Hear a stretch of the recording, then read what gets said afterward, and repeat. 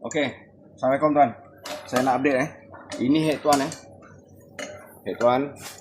Ni 4 valve ni saya ganti Yang ini valve nombor 2. Ni exhaust, semua exhaust saya ganti.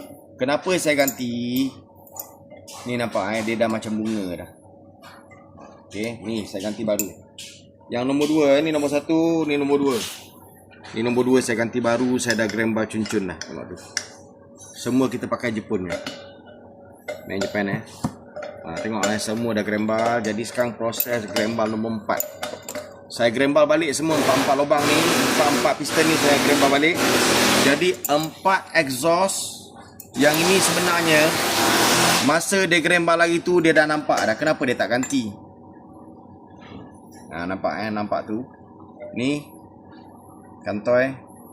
Yang ini pun dia dah berbintik dah tu.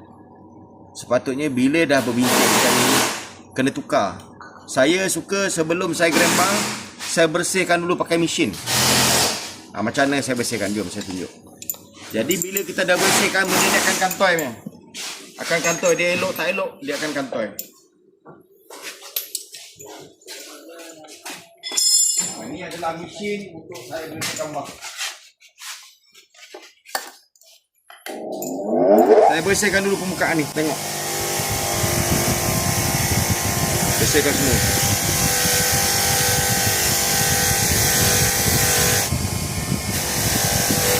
Jadi akan nampak kat situ.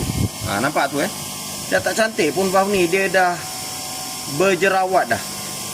So kalau nak paksa juga nak bagi elok, grembar sampai elok, dia akan jadi nipis.